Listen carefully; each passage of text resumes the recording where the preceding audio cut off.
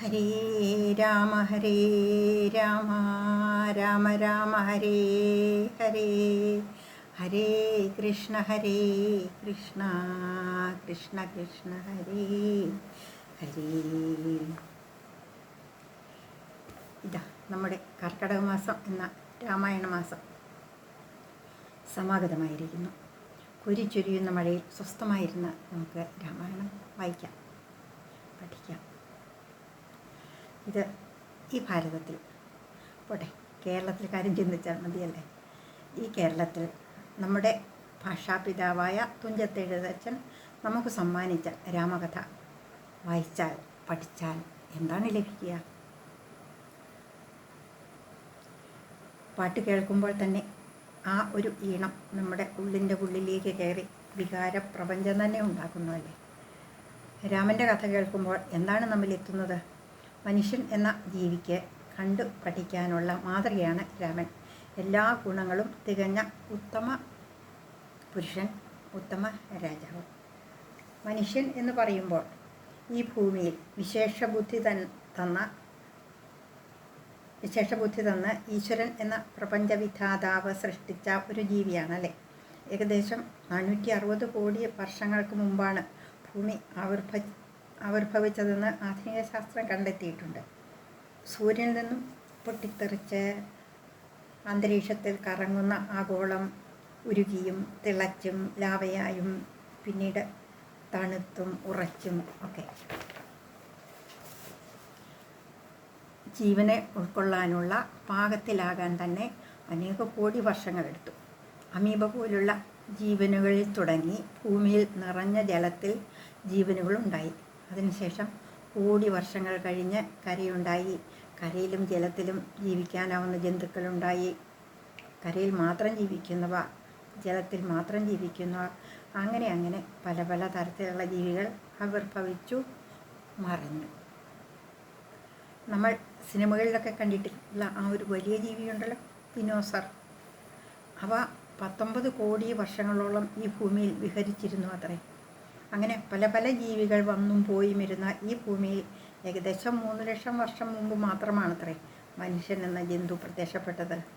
കുരങ്ങ് പരിണമിച്ചാണ് മനുഷ്യനുണ്ടായതെന്നൊക്കെ പറഞ്ഞ് സ്വയം ഇകഴ്ത്തുന്ന കുറേ കോലാഹലങ്ങളൊക്കെ നമ്മൾ കേട്ടിട്ടുണ്ടല്ലോ.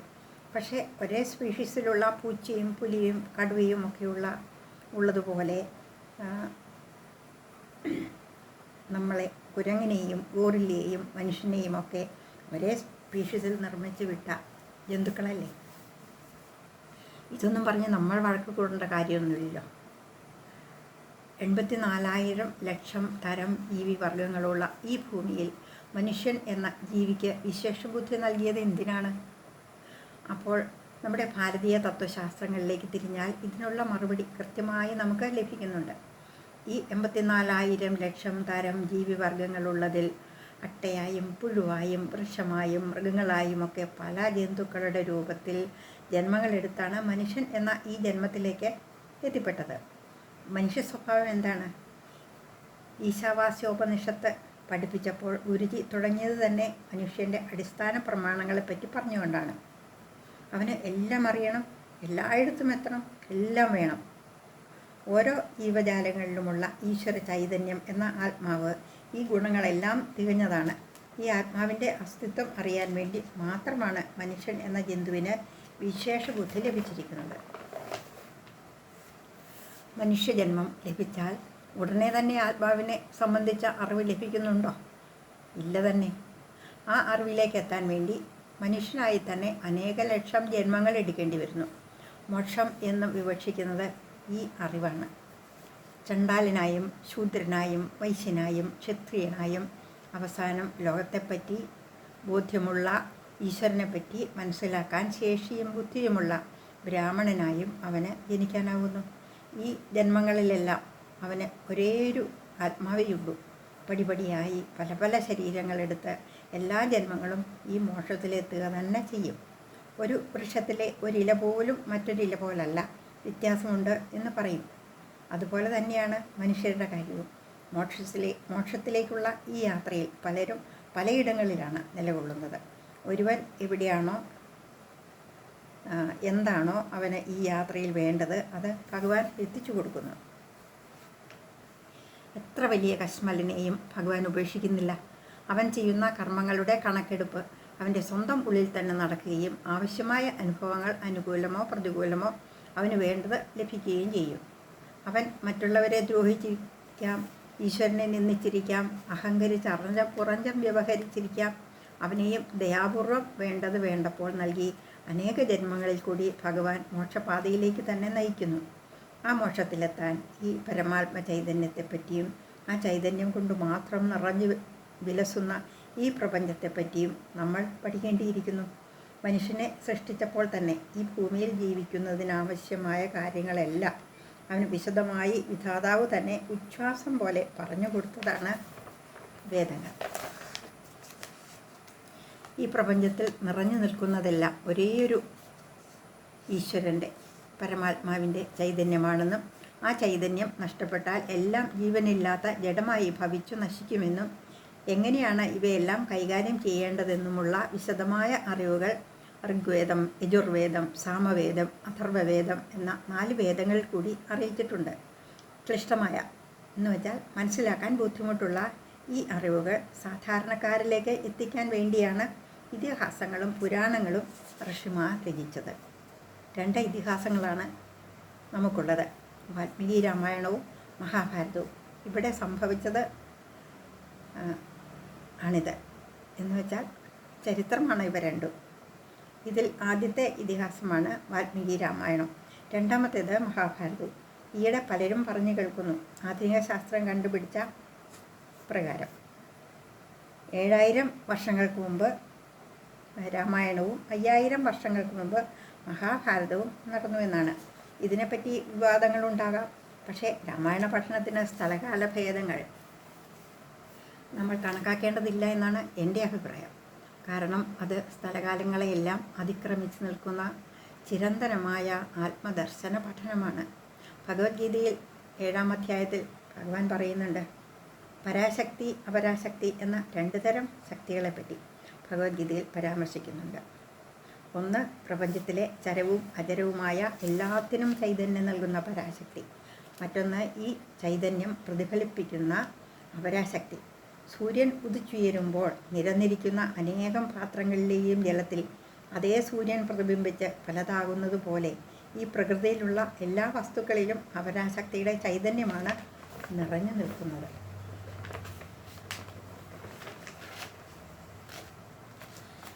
എല്ലാറ്റിലും നിറഞ്ഞു നിൽക്കുന്ന ആ പരമാത്മ ചൈതന്യം പ്രതിഫലിക്കപ്പെടുന്ന ഓരോ വസ്തുവിലും തെളിയുന്നതിനെ നമ്മൾ ജീവാത്മാവെന്ന് വിളിക്കുന്നു.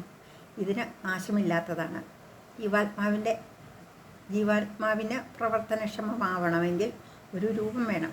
ആ രൂപത്തെ ചലിപ്പിക്കാനുതകുന്ന ഊർജം സംക്രമിപ്പിക്കാനുള്ള സംവിധാനം ഉണ്ടാവണം. ഒരു യന്ത്രം ഇലക്ട്രിസിറ്റി കൊണ്ട് ചലിക്കുന്നത് പോലെ നമ്മുടെ ശരീരം പ്രവർത്തനക്ഷമമാവുന്നു. അത് കാലപ്പഴക്കം കൊണ്ട് ക്ഷയിക്കുമ്പോൾ ഈ ജീവാത്മാവ് ശരീരം വിട്ട് അരൂപിയായ മനസ്സിനെയും കൊണ്ട് തന്നെ അടുത്ത ശരീരം സ്വീകരിക്കുന്നു. ആ മനസ്സ് അടുത്ത ജന്മം സ്വീകരിക്കുന്ന ശരീരത്തിൽ പഴയ ജന്മങ്ങളുടെ ഓർമ്മകളൊന്നുമില്ലാതെയാണ്. എന്നാൽ പഴയ ജന്മത്തിൽ സ്വരുക്കൂട്ടിയെടുത്ത നല്ലതും ചീത്തയുമായ വാസനകൾ ഗുപ്തരൂപത്തിൽ സ്വീകരിച്ച് അടുത്ത ജന്മത്തിൽ പ്രവർത്തനക്ഷമമാകുന്നു. ഈ കാര്യമാണ് സീതാദേവി ശ്രീരാമൻ്റെ നിർദ്ദേശപ്രകാരം ഹനുമാനോട് പറഞ്ഞു കൊടുക്കുന്നതായി എഴുത്തച്ഛൻ്റെ അധ്യാത്മരാമായണം കിളിപ്പാട്ടിലൂടെ നമുക്ക് പറഞ്ഞു തരുന്നത്. അപ്പോൾ നമുക്ക് വായന തുടങ്ങാം, അല്ലേ? രാമോ വിഗ്രഹവാൻ ധർമ്മ എന്ന് പറയുന്നുണ്ട്. അധർമ്മനാശത്തിന് വേണ്ടി ധർമ്മം രൂപം ധരിച്ച് വന്നതാണ് രാമൻ. ആ പരമാത്മ സ്വരൂപത്തെ പ്രാർത്ഥിച്ചുകൊണ്ടാണ് അധ്യാത്മരാമായണം ആരംഭിക്കുന്നത്.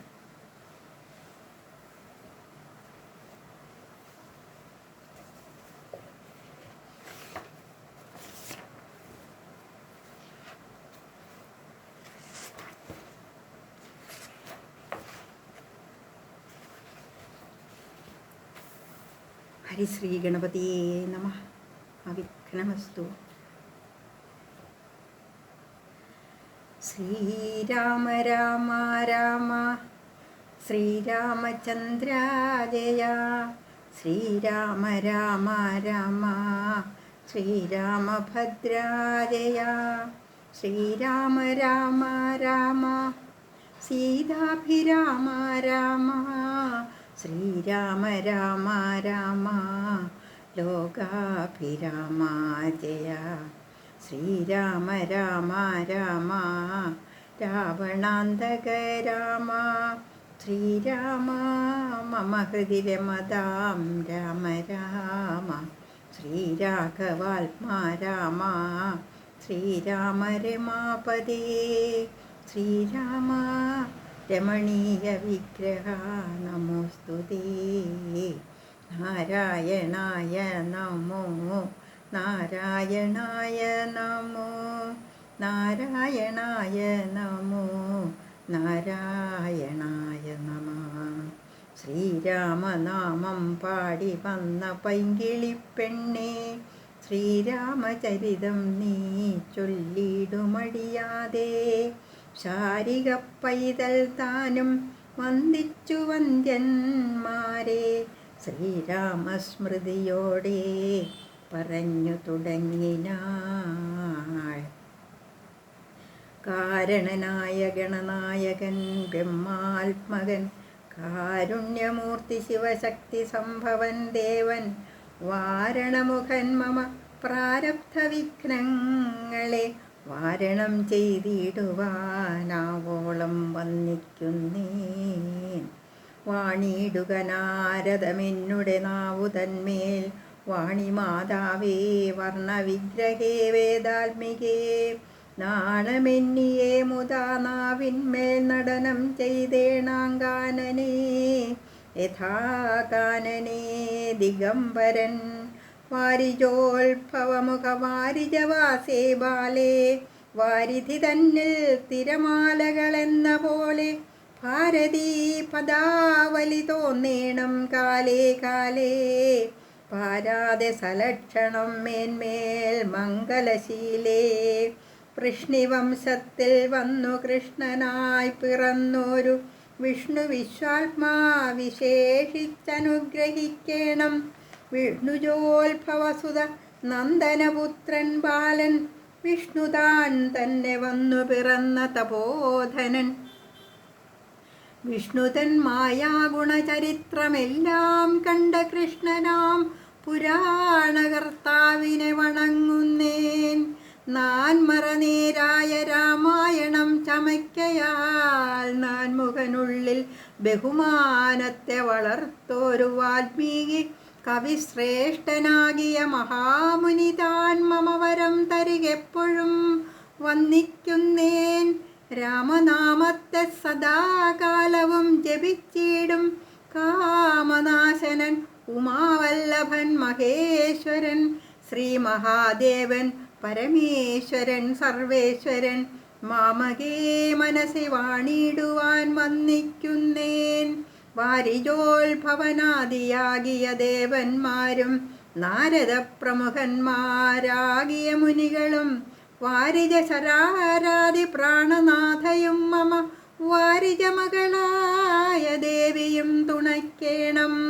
കാരണഭൂതന്മാരാം ബ്രാഹ്മണരുടെ ചരണാരുണാംബുജലീന പാംസു സഞ്ജയം മമ ചേതോദർപ്പണത്തിൻ്റെ മാലിന്യമെല്ലാം തീർത്തു ശോധന ചെയ്തിടുവാനാവോളം വന്ദിക്കുന്നേൻ.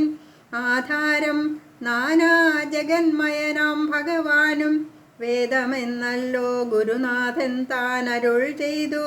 വേദത്തിനാധാരഭൂതന്മാരി കാണായൊരു ഭൂദേവ പ്രവരന്മാർ തദ്വര ശാപാദികൾ ധാതൃശങ്കര വിഷ്ണു പ്രമുഖന്മാർക്കും മതം. വേദജ്ഞോത്തമന്മാർ മാഹാത്മ്യങ്ങളാർക്കു ചൊല്ലാം. പാദസേവകനായ ഭക്തനാം ദാസൻ ബ്രഹ്മപാദജനജ്ഞാനിനാമാദ്യനായുള്ളോരു ഞാൻ.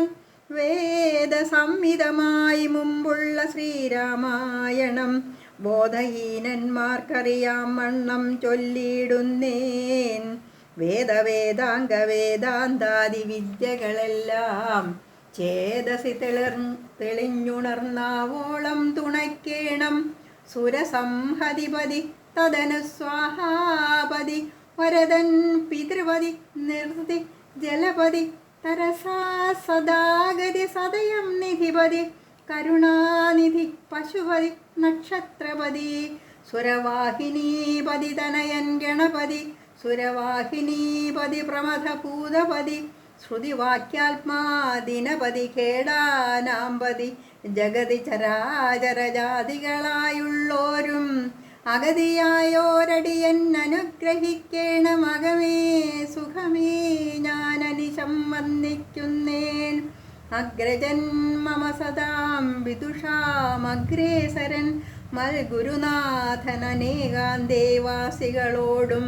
ഉൾക്കുരുന്നിങ്കൽ വാഴ്ക രാമനാമാചാര്യനും മുഖ്യന്മാരായ ഗുരുഭൂതന്മാർ മറ്റുള്ളോരും. ശ്രീരാമായണം പുരാവിരിഞ്ച വിരചിതം 100 കോടി ഗ്രന്ഥമുണ്ടില്ലതു ഭൂമി തന്നിൽ. രാമനാമത്തെ ജപിച്ചോരു കാട്ടാളൻ മുന്നം മാമുരിപ്രവരനായി വന്നതു കണ്ടു ധാതാ. ഭൂമിയിലുള്ള ജന്തുക്കൾക്കു മോക്ഷാർത്ഥമിനി ശ്രീ മഹാരാമായണം ചമയ്ക്കെന്നരുൾ ചെയ്തു. വീണാപാണിയും ഉപദേശിച്ചു രാമായണം. വാണിയും വാൽമീകിതൻ നാവിന്മേൽ വാണിയിടിനാൾ. വാണിയിടുക വണ്ണമെന്നാവിന്മേലേവം ചൊൽവാൻ നാണമാകുന്നു താനും അതിനെന്താവതിപ്പോൾ. വേദശാസ്ത്രങ്ങൾക്കധികാരിയല്ലെന്നതോർത്തു ചേതസി സർവം ക്ഷമിച്ചിടുവിൻ കൃപയാലേ. അധ്യാത്മപ്രദീപകമത്യന്തം രഹസ്യമിതധ്യാത്മരാമായണം. മൃത്യുശാസനപ്രോക്തം അധ്യയനം ചെയ്തിടും മർത്യജന്മികൾക്കെല്ലാം മുക്തി സിദ്ധിക്കും. അസന്നിഗ്ധമിജന്മം കൊണ്ടേ ഭക്തി കൈക്കൊണ്ടു കേട്ടുകൊള്ളുവിൻ ചൊല്ലിയിടുവൻ എത്രയും ചുരുക്കി ഞാൻ. രാമമാഹാത്മ്യമെല്ലാം ബുദ്ധിമത്തുക്കളായോരിക്കഥ കേൾക്കുന്നാകിൽ ബദ്ധരാകിലുമുടൻ മുക്തരായി വന്നുകൂടും. ധാത്രീഭാരത്തെ തീർപ്പാൻ ബ്രഹ്മാദിദേവഗണം പ്രാർത്ഥിച്ചു ഭക്തിപൂർവം സ്തോത്രം ചെയ്തതുമൂലം ദുഃഖാബ്ധിമധ്യേ ഭോഗി സത്തമനായിടുന്ന മെത്തമേൽ യോഗനിദ്ര ചെയ്തിടും നാരായണൻ. ധാത്രീമണ്ഡലം തന്നിൽ മാർത്താണ്ഡകുലത്തിങ്കൽ ധാത്രീന്ദ്രവീരൻ ദശരഥനു തനയനായി രാത്രിചാരികളായ രാവണാദികൾ തമ്മെ മാർത്താണ്ഡാത്മജപുരം പ്രാപിപ്പിച്ചോരു ശേഷം ആദ്യമാം ബ്രഹ്മത്വം പ്രാപിച്ച വേദാന്തവാക്യവേദനാം സീതാപതി ശ്രീപാദം വന്ദിക്കുന്നേൻ. ഇനി ഉമാമഹേശ്വര സംവാദമാണ്. അത് നമുക്ക് നാളെ കേൾക്കാം. ഓം നമോ ഭഗവതേ വാസുദേവായ.